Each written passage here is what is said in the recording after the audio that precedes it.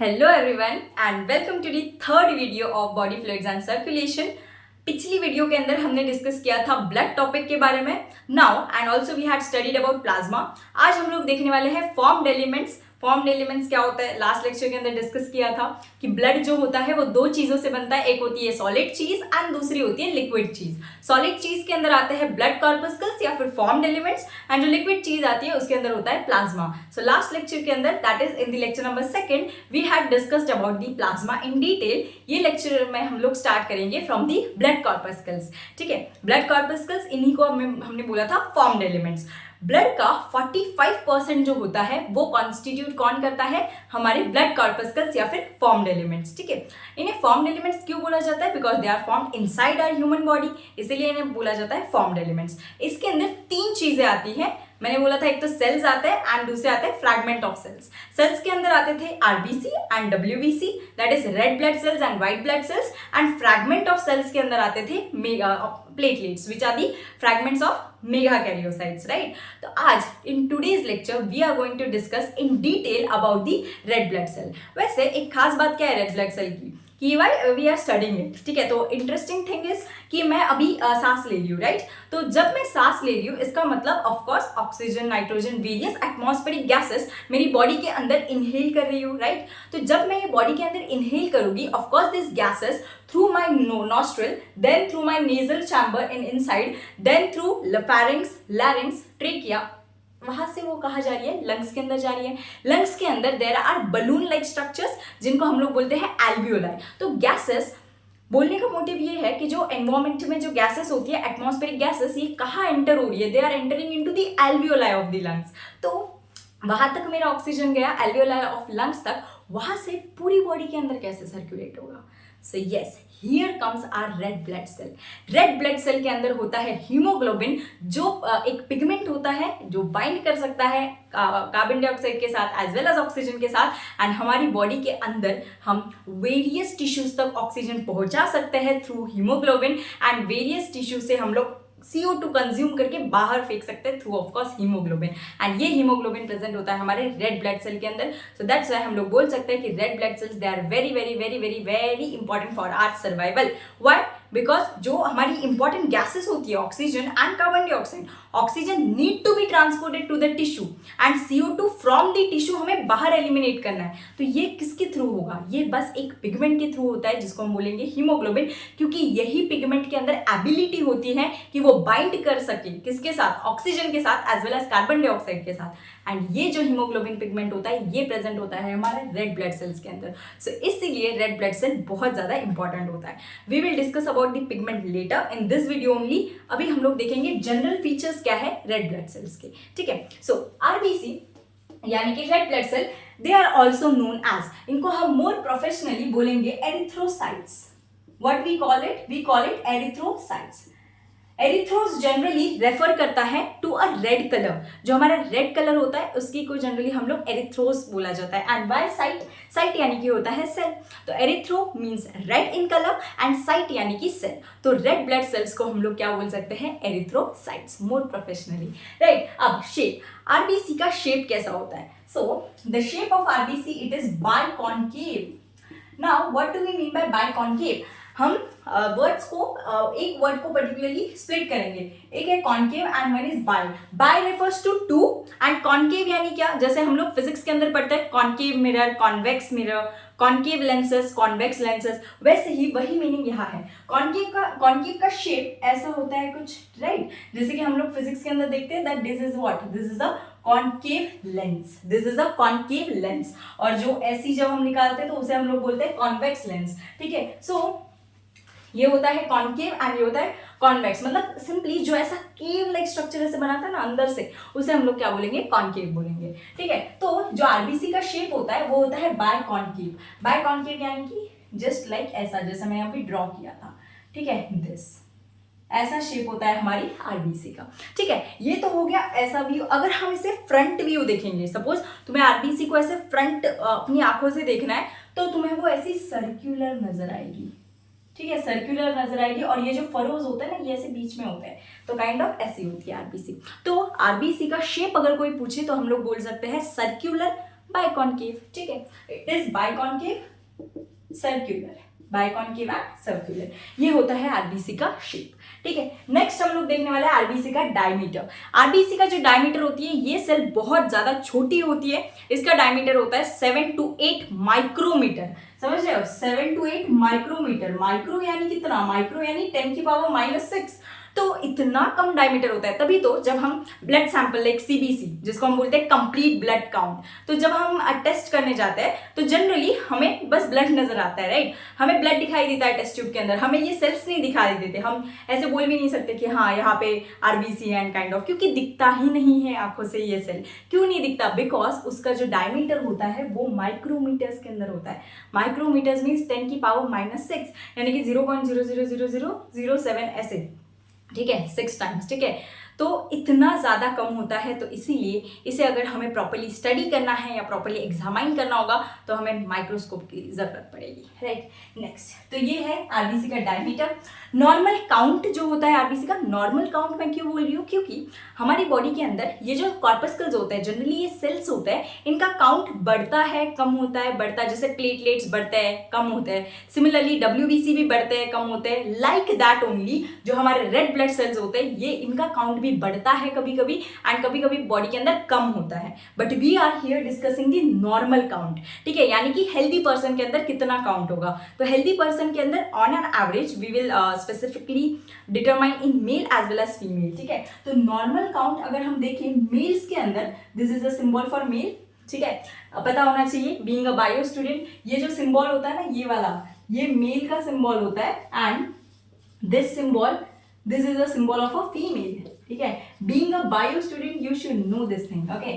सो yeah, तो normal count अगर हम मेल्स के अंदर देखें तो मेल के अंदर होता है 5 to 5.5 मिलियन पर मिलीमीटर क्यूब, पर मिलीमीटर क्यूब, मतलब 1 मिलीमीटर क्यूब के अंदर 5 to 5.5 मिलियन आरबीसीज प्रेजेंट होते हैं, ठीक है, किन के अंदर, मेल्स के अंदर। एंड 1 मिलीमीटर क्यूब किसका, ब्लड का ऑफ कोर्स, ठीक है, पर मिलीमीटर ऑफ ब्लड। तो ब्लड का अगर हम लोग 1 मिलीमीटर ब्लड ले तो उसके अंदर 5 to 5.5 मिलियन आरबीसी होता है। मतलब समझ रहे हो पूरी बॉडी के अंदर कितने होंगे, ये तो एक एरिया ले रखा है 1 मिलीमीटर क्यूब, उसके अंदर मेल्स के अंदर इतने होते हैं, पूरे काउंट करते बैठे तो I don't know how much, ठीक है। और फीमेल्स के अंदर ये होते हैं 4.5 to 5 मिलियन पर एमएम क्यूब ऑफ ब्लड, पर एमएम क्यूब ऑफ ब्लड, ठीक है। फीमेल्स के अंदर अभी कंपैरेटिवली यहाँ पर मैंने कम लिखे हैं, तो फीमेल्स के अंदर आरबीसी का अमाउंट कंपैरेटिवली कम क्यों है, क्योंकि फीमेल के अंदर एक साइकिल रन होती है जिसको हम लोग बोलते हैं मेंस्ट्रुअल साइकिल, ठीक है, जिसके अंदर जो फर्स्ट 5 डेज, जनरली ये जो मेंस्ट्रुअल साइकिल होती है ये 28 डेज की होती है, ठीक है, in a particular normal typical female 28 days की साइकिल होती है। बट उसके अंदर जो फर्स्ट 5 डेज होते हैं उसके अंदर होती है bleeding, that is refer to as menstruation. तो उस ब्लीडिंग के दौरान लॉस ऑफ ब्लड होता है बॉडी के अंदर से, ब्लड का लॉस हो रहा है, means indirectly what is happening, directly indirectly RBC का भी लॉस हो रहा है, राइट। तो इसीलिए कंपैरेटिवली मेल के कंपैरेटिवली फीमेल के अंदर कम आरबीसी, कम रेड ब्लड सेल्स प्रेजेंट होते हैं, ठीक है। एक और चीज होती है, एक और रीजन होता है कम क्यों है फीमेल्स के अंदर। The first reason is menstrual cycle, the first reason is menstrual cycle होती है, दैट्स व्हाई, क्योंकि इसके अंदर मेंस्ट्रुएशन होता है, ब्लीडिंग होती है तो लॉस हो जाता है, right, of blood as well as RBCs. And दूसरा रीजन ये है कि फीमेल के अंदर टेस्टोस्टेरॉन बहुत ज्यादा लो अमाउंट में होता है, ठीक है, वेयर एज मेल्स के अंदर टेस्टोस्टेरॉन बहुत ज्यादा हाई अमाउंट में होता है। तो टेस्टोस्टेरॉन और आरबीसी का क्या, आरबीसी काउंट का क्या रिलेशन है, तो जो टेस्टोस्टेरॉन होता है, वेट, यहाँ पर मेल्स के अंदर क्या होता है, टेस्टोस्टेरॉन प्रेजेंट होता है एंड फीमेल्स के अंदर ये एब्सेंट होता है।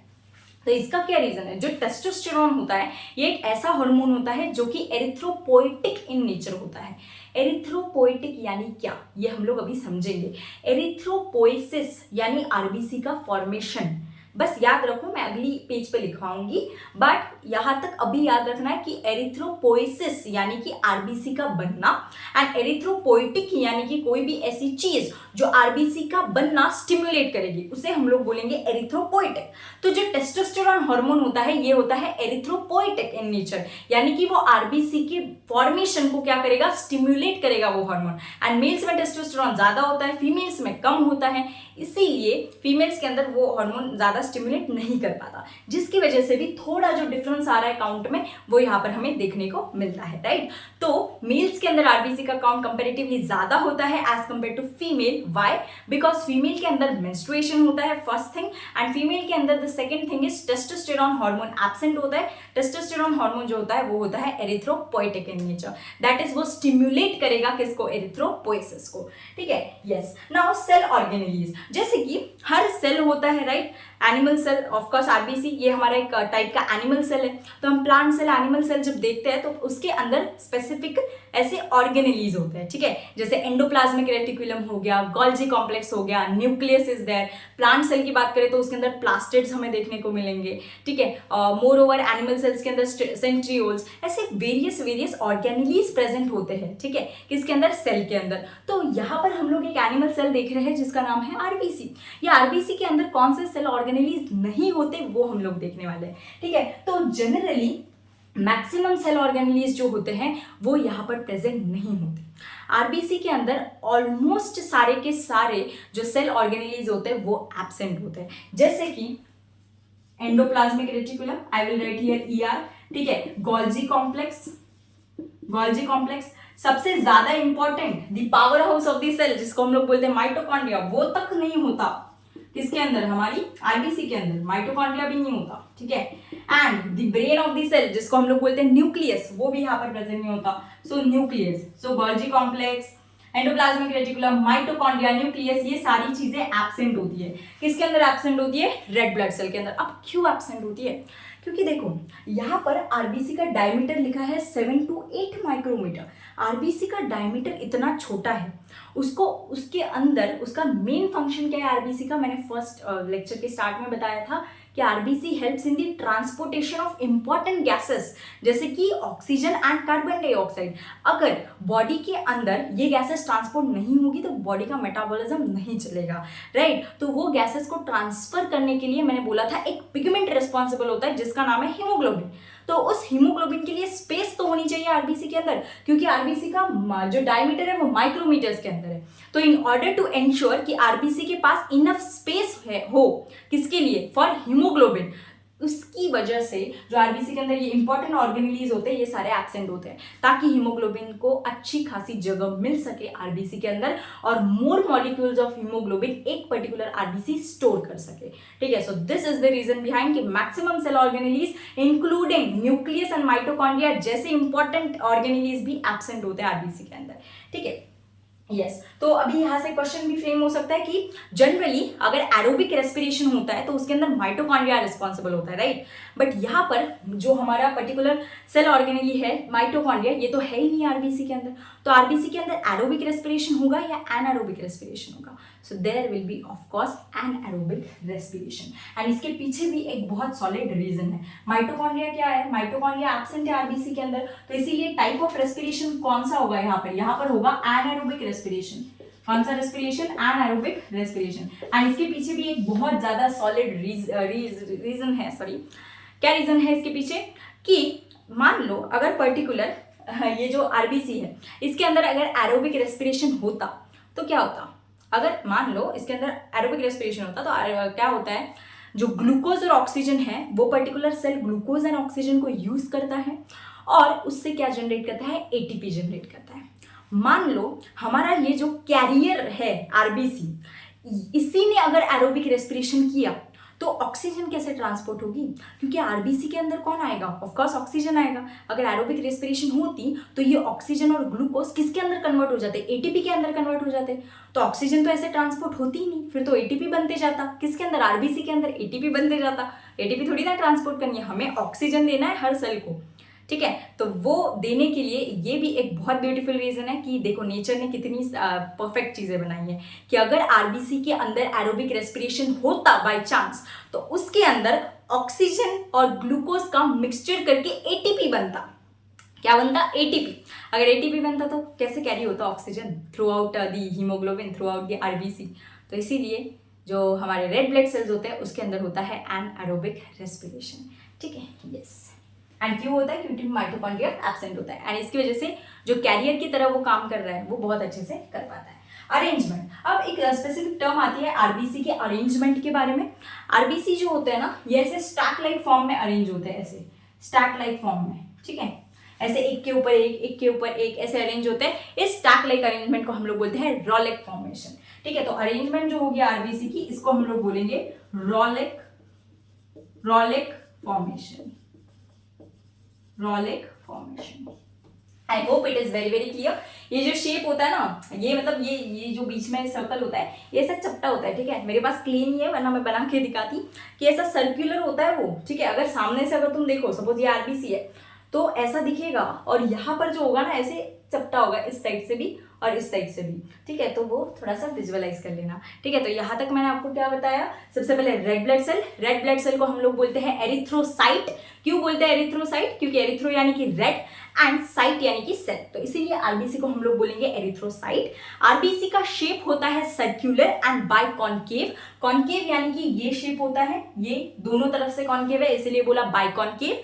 तो ये हो गया shape of RBC. Diameter RBC का छोटा होता है, कितना होता है? 7 to 8 माइक्रोमीटर, ठीक है। देन नॉर्मल काउंट जो होता है आरबीसी का, मेल्स के अंदर होता है 5 to 5.5 मिलियन पर millimetre of blood, and females के अंदर होता है 4 to 4.5 मिलियन पर मिलीमीटर क्यूब, या फिर आप लोग बोल सकते हो 4.5 to 5 मिलियन पर मिलीमीटर क्यूब ऑफ ब्लड। क्यों होता है? क्योंकि फीमेल के अंदर एक तो मेंस्ट्रुअल साइकिल रन होती है, जिसकी वजह से लॉस ऑफ ब्लड होता है, यानी कि इनडायरेक्टली लॉस ऑफ आरबीसी भी हो रहा है। एंड दूसरी रीजन ये है कि जो फीमेल्स होती है उनके अंदर कंपेरेटिवली टेस्टोस्टेरोन का लेवल लो होता है। टेस्टोस्टेरोन ये एक ऐसा हार्मोन होता है जो कि एरिथ्रोपोइटिक इन नेचर होता है, तो उसका अमाउंट कम है, तो ऑब्वियसली फिर एरिथ्रोपोइसिस ज्यादा स्टिमुलेट नहीं हो पाएगा, ठीक है। नेक्स्ट, सेल ऑर्गेनेल्स जो होते हैं ये सारी सेल्स के अंदर प्रेजेंट होते हैं, बट ये रेड ब्लड सेल जो होते हैं इनके अंदर nucleus, mitochondria, Golgi apparatus as well as endoplasmic reticulum ऐसे इंपॉर्टेंट सेल ऑर्गेनेल्स एब्सेंट होते हैं। क्यों एब्सेंट होते हैं? ताकि वो एक इंपॉर्टेंट पिगमेंट हीमोग्लोबिन को ज्यादा से ज्यादा जगह में स्टोर कर सके, क्योंकि सेल ही इतनी सी है, क्या ही स्टोर करेंगे ऑर्गेनेल्स, जो इंपॉर्टेंट पिगमेंट है उसी को ये क्या कर देगा? स्टोर कर देगा। कौन सी important pigment? Haemoglobin. Then RBC जो होते हैं वो ऐसे स्टैक लाइक अरेंजमेंट में अरेंज होते हैं। इस स्टैक लाइक अरेंजमेंट को एक साइंटिफिकली हम लोग बोलेंगे रॉलेक फॉर्मेशन, ठीक है। एक के ऊपर एक, एक के ऊपर एक, इसको हम लोग बोलते हैं rouleaux formation. Now let's study next.